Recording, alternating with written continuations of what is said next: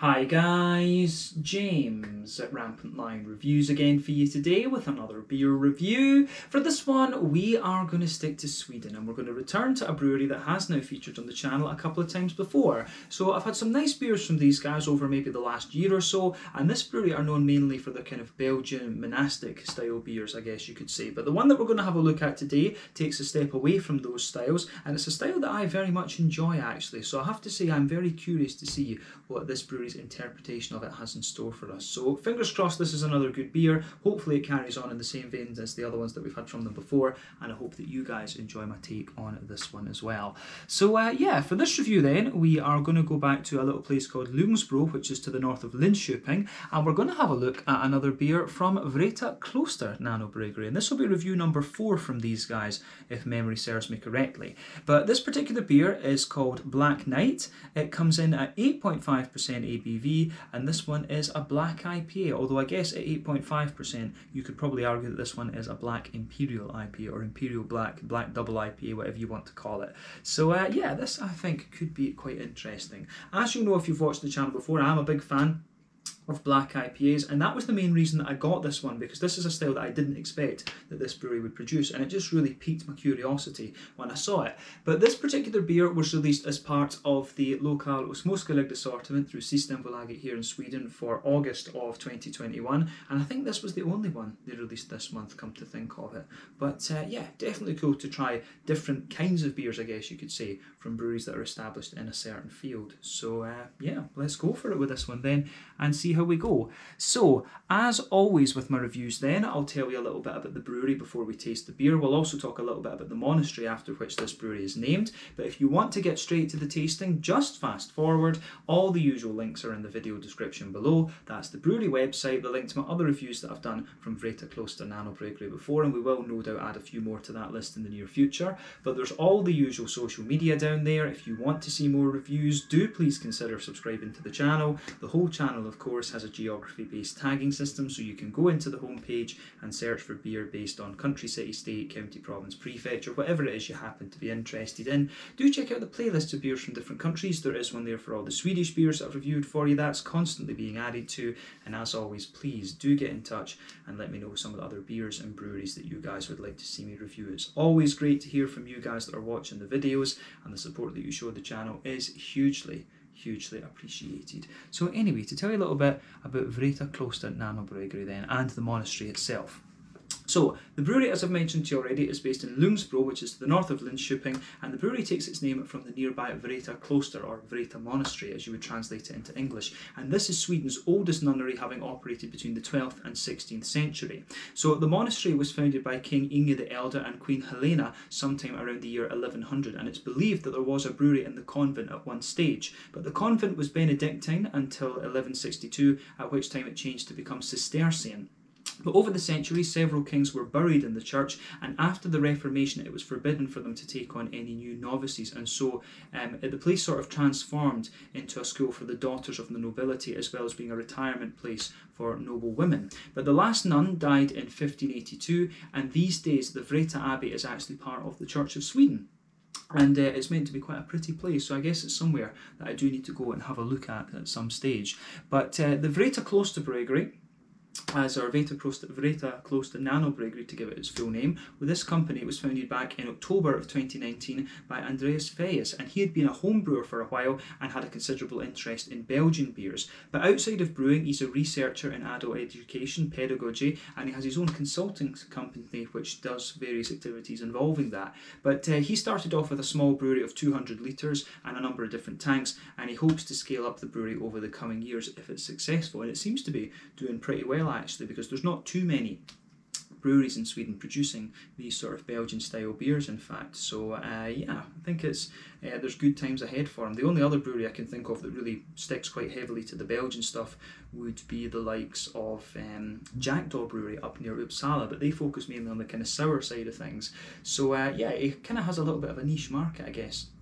with these ones, although there have been a number of breweries have brewed triples and quadruples and things like that across the country, but not on the regular basis that these guys are doing, of course. But as of August 2021, when I'm filming this review for you, these guys have produced 15 different beers, and like I said, they are mainly, you know, the kind of Belgian Trappist monastic style beers, if you like, the Abbey beers, I guess we could say. But yeah, that is all I can really tell you about the Vreta Kloster Nanobryggeri for the moment. Definitely cool to see this sort of Belgian monastic style brewing taken a bit of a hold in Sweden, and yeah, hopefully these guys do go on to do very well. I was impressed with the beers that I've had from them before. I thought they were pretty nicely done, in fact. But yeah, let's see how we go with this one then. That's all I can tell you about the brewery for the moment. If you want to learn more about the brewery or the Abbey, you can check out the websites in the video description below. You can follow them on Facebook and Instagram to keep up to date with all the latest goings on, and you can check out the Rate Beer, Untappd and Beer Advocate pages to learn a little bit more about all the different beers that these guys have done. So yeah, let's crack on then and see how we get on with this beer. So the last beers that I've reviewed from them, I think we've had a triple, a sort of quadruple type thing. Let me just have a little look at this and I can tell you the names, because I always forget the names of these beers. So we've had the St Helena, which was the first one, the Abadison 12, which I believe was a quadruple. We had the triple last time, and I think the St Helena was, you know, just a kind of strong, a dark strong Belgian brown or something like that. But yeah, as we said earlier, this one is an 8.5% black IPA, I guess you could say an imperial black IPA. But yeah, again, very nicely presented, this one. You can see it's in one of these Belgian stubby bottles. There you can see the Vreta Kloster Nun on the top of this. And yeah, it tells you a little bit about the Vreta Kloster on the side here, but that is that has been covered throughout in the video. But it says on the side here, our black IPA is made with hard roasted malt, and it gives this dark colour and with a stouty malt body in combination with the American hops. It gives a fruity flavour and aroma, a combination of the best from two worlds that are completely different, I guess you could say. But yeah, interesting. 8.5% ABV, this one, as we said, and I think I've got a feeling I paid about 40 Swedish kronor for this, maybe a little bit less. I think 40 seems reasonable for an 8.5% black IPA. So yeah, that translates to about €4, about £3.50 sterling, and I guess somewhere in the region of $4.50, $4.75 American. But yeah, let's get this guy out and we'll get on with the tasting. Now I'm going to be very careful with this, because I have had issues in the past with this brewery. And yeah, there you go. There you are. Yes. So this has been a problem with this brewery's beers before. Too much brew sugar in the secondary fermentation, so we need to be very careful with this. Let me just see. Yeah, there you go. Right guys, I tell you what, this is the second time this has happened. They really need to get their shit together with this, because it's, yeah, they need to get their shit together with this. But I tell you what, I'm going to pause the video here just now. I'll go through to the kitchen, let the beer pour, and then we'll come back when I've got it into the glass and settled. So I'll catch you guys in just a second. Alright guys, and we're back. So, yeah, this is what we were able to salvage of the beer. I reckon this is maybe about 250 millilitres or something like that. So yeah, out of 330 mils then, we've lost maybe just about a quarter of the beer. This is the second time it's happened with this brewery, and I'm just going to say I'm pretty fucking annoyed about it. You know, if you're going to brew Belgian style beers, this is one of the really kind of elementary things that you've got to care about, because these beers ferment in the bottle. You've got to get your measurements right. You've got to get your sugar measurements right. And you can see, if you look at this, if you look at the head on this thing, well, the head when it came out was massive. I say the head remnants, you can see stuck to the side of that glass there, you can see little sugar granules. So this tells me that this thing has just been packed full of sugar and left there for the secondary fermentation. It's almost just like carelessness, to be honest. And I mean, you know, if it happens once with a new brewery, you're like, yeah, fair enough, it's going to happen sometimes. But this is the second time it's happened, and I actually looked on the Untappd page just before I started filming again, and there's picture after picture where this has happened. So this is, you know, this is throughout a whole batch that's gone to Systembolaget. So, you know, they need to get their shit together on this. because this beer, as I say, the two things that could have gone wrong with this, either they've put too much sugar into it for the secondary fermentation, which I would say is the most likely, just looking by the bits of stuff that are stuck to the side of the glass on this from the head, because the thing was up to about here when we poured it,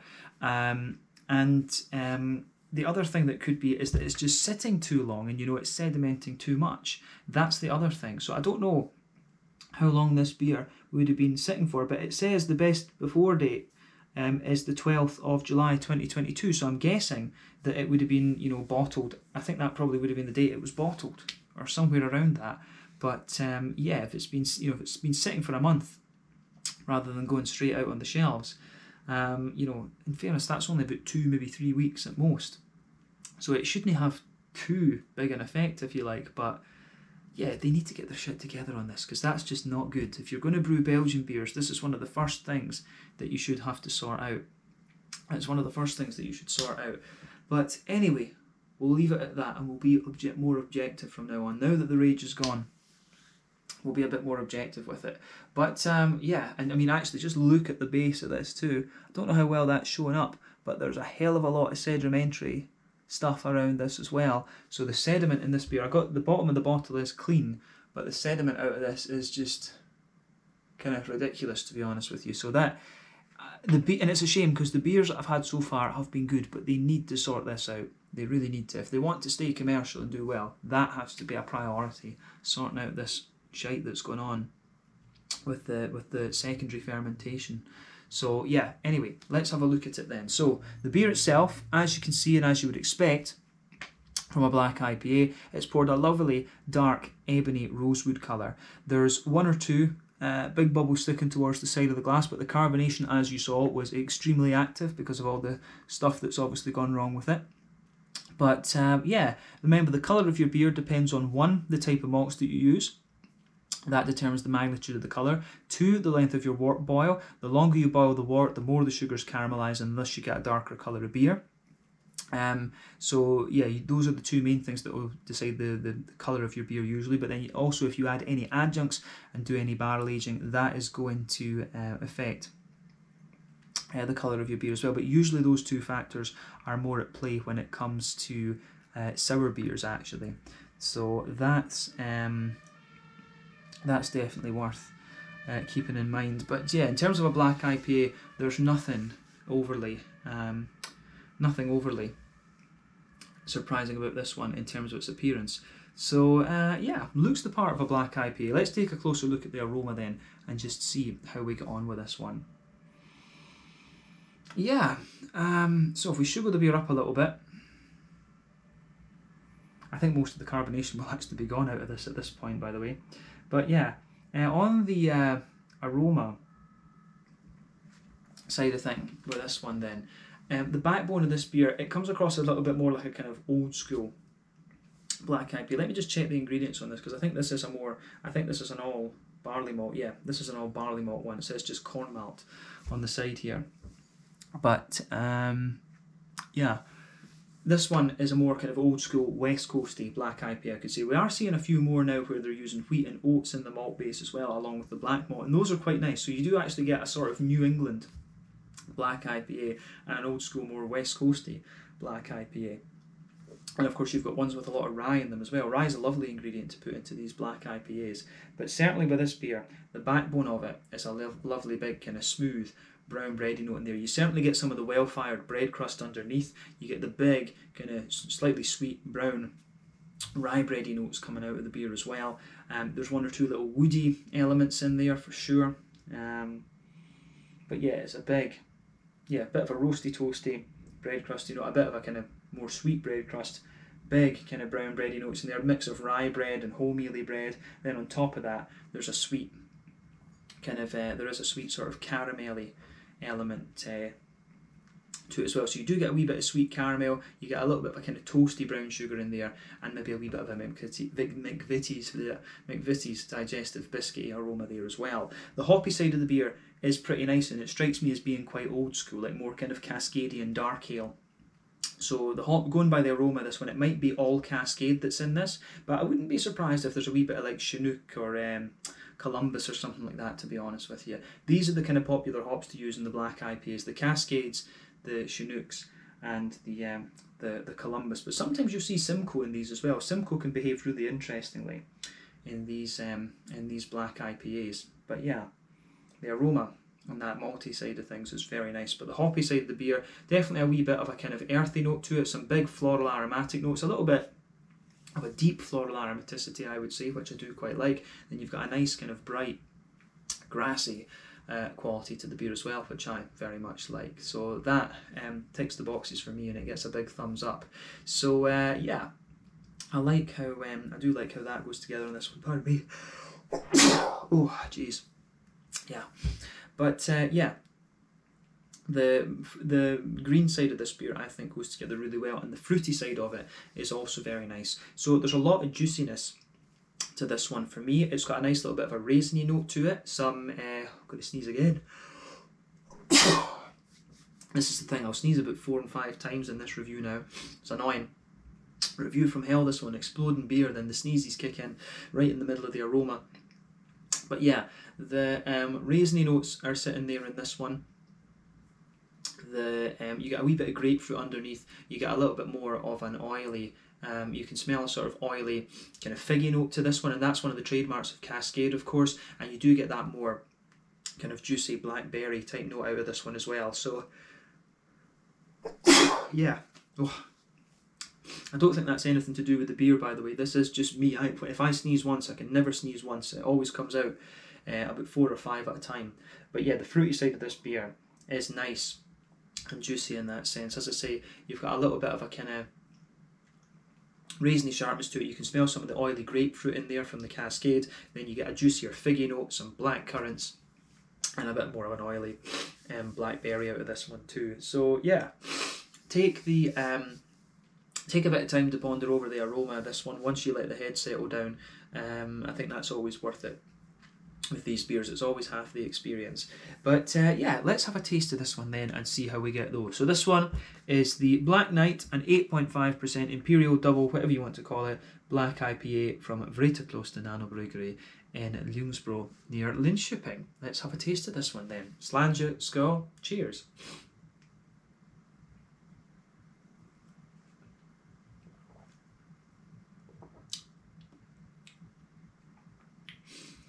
Yeah, I mean, first impression of this one is it's a very, very soft black IPA. It's very smooth, very soft, and it also comes across as very clean, actually.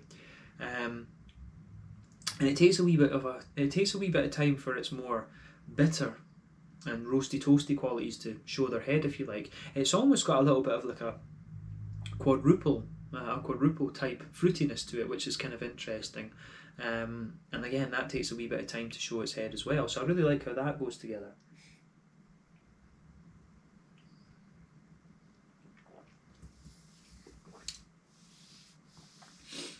So yeah, the fruity part of this beer, I think works. The fruity part of this beer works very, very nicely.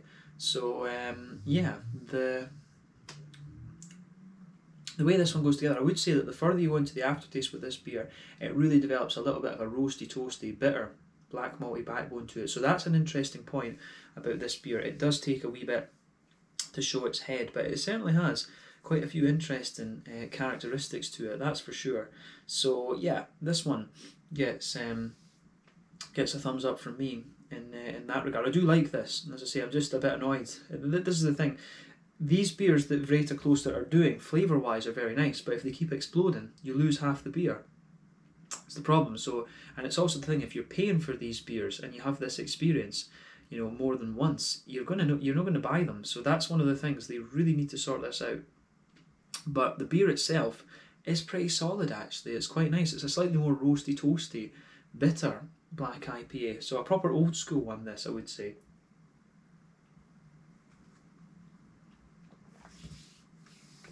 So let's try and break down the flavour of this for you then and describe it a wee bit more kind of succinctly. So straight away across the middle third of your palate, you can feel that roasty, toasty, black malty backbone to this one. That goes right across the middle of your palate. On top of that, you can feel the kind of smooth brown sugar, the sort of smooth brown bready, rye bready element there, that goes right on top of it, and it's actually quite thick, I would say. So you have roasty, toasty, well-fired bread crust on the base of the middle third of your palate and the back third of your palate. On top of that, you've got the sort of smoother, kind of slightly thicker brown bready elements in there. And I would say it's a sort of wholemealy brown bread, but you do get a little bit of that kind of rye bready sweetness there. But the further you go into the aftertaste, you can feel the roasty, toasty, bread crusty elements just pushing their way through. If you focus on that middle third of your palate, if we go towards the front half of the middle third of your palate, you will get one or two little woody and slightly nutty undertones underneath. But yeah, the malty backbone of this one is quite simple and straightforward, and this beer is, in a lot of ways, just, you know, very straight shooting. So yeah, nothing wrong with that though.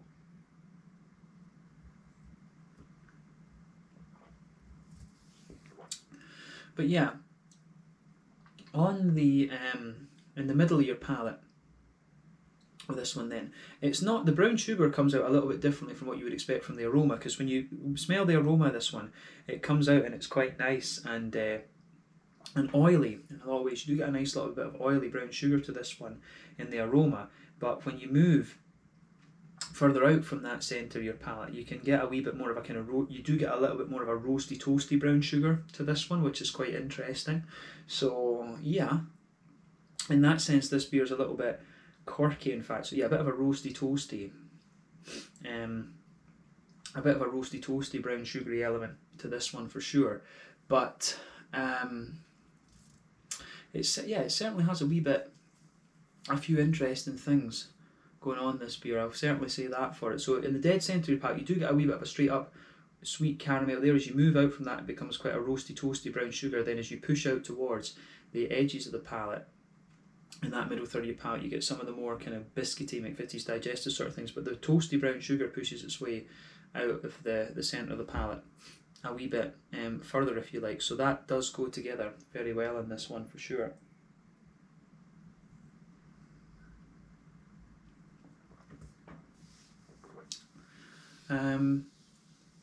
Yeah, so the middle third of your palate on this one is quite interesting. You get the brown sugars, I think, sweeten up the further that you go into the aftertaste, but you do get a little bit more of a kind of roasty, toasty quality to this beer earlier on, or later on into the aftertaste, I should say. But I think that covers the middle third of your palate. So let's go to the back third of your palate then. So border region between middle third and back third of your palate, you get a wee bit of a bready build up in there, a bit more of a kind of toasty, well-fired bread crust. Then the base of that back third of your palate, as we say, you get the well-fired bread crust, the slightly thicker, you get the thicker kind of brown bready notes in there. Then on top of that, you get the more kind of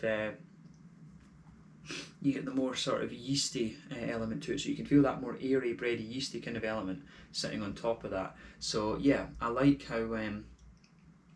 do like how that goes together in this one. So it gets a big thumbs up from me on the malty side of things. This is a proper old school, quite bitter West Coast black IPA, I guess, if we can call it that. But let's focus on the hoppy side of things. So back corners of the palate, you do have a wee bit of earthiness in there, and as you move further forward along the sides of the palate there, the beer actually does develop quite a spicy floral aromaticity, and it's got a wee bit of piney resin in there. So as it was picking up in the aroma, I think there could well be a bit of Chinook and a bit of Columbus in this one. It would not surprise me in the slightest. But round the front curve of the palate, it's got a little bit of a lighter grassy note to it, and there is a wee bit of a kind of floral quality in there too, which is kind of interesting.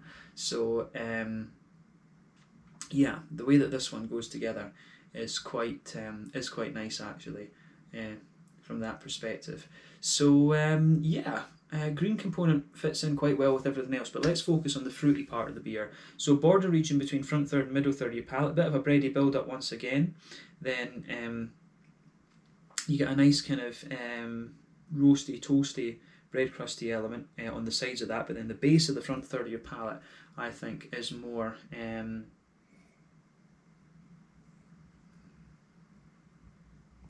is more kind of smooth and brown bready in that sense. As we say, lovely little bit of a kind of smooth brown bready character to it, and it does give you a wee bit of toastiness as well, but sitting on top of that, you get that nice oily bubble where the juicy fruity esters roll their way out of the beer, and it is kind of as you'd expect. There's a wee bit of raisin on top, you get a wee bit of a kind of juicy plummy note at the back of the back third of your palate, and a wee bit of grapefruit as well. But then as you move further forward in this one, there's a juicy kind of figgy element to it. And then as you push into the kind of front half of that front third of your tongue, there's a more juicy black currant and a more oily blackberry kind of note to this one as well. So the way it goes about its business, I think, is pretty nice. So yeah, it gets a thumbs up from me in that regard. The flavour profile of this one is nice. It is just a shame, as we said, that it decided it was going to explode. So yeah, Vreta Kloster Nanobryggeri, sort your shit out with this, because that's twice now, unfortunately.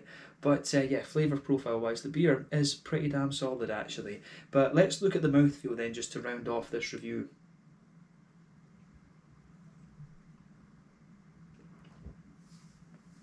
So I would say, and this is probably, this review is maybe, this part of the review you maybe want to disregard just because of the hang. But yeah, in terms of hoppy bitterness, in terms of the bitter side of this beer, I think this one is a pretty high bitterness, 80, 90 IBUs, something like that. There's a bit roasty bitterness from the malty side of things and from the hoppy part of the beer. So yeah, there's a lot of that in here. The malt base, as we say, it's quite toasty, it's quite smooth, and then there's a little bit of sweetness to it. The hoppy character, there's a bit of spiciness, a bit of floral note in there. And also some kind of juicy, fruity characters as well. So I do like how this beer goes about its business in that regard. But yeah, the fruity side of this one as well, I think, is quite juicy, and I think it shows itself up pretty well. So I think this has got quite an old school West Coasty type black IPA vibe about it, if that at all makes sense. But pardon me, I think on that note we can kind of round off the review there. In terms of the body, kind of mid-bodied, carbonation is virtually non-existent because all of it came out, as you saw, and the beer overall, it's got a little bit of kind of wetness and cleanliness to it, but it's quite a smooth drinker, this one. But with the amount of sediment that's in the bottom of this, I'm not sure how much of this I'm going to be able to finish off, but we'll just see.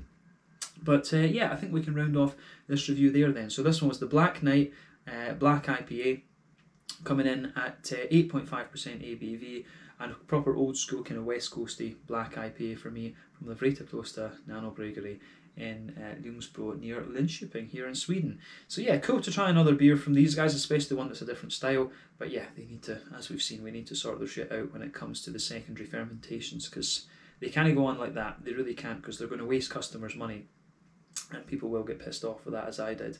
But yeah, I'm not going to let that put me off trying more beers from these guys, because I do like their Belgian style stuff. But yeah, they need to refine what they're doing with the secondary fermentation and get it sorted out.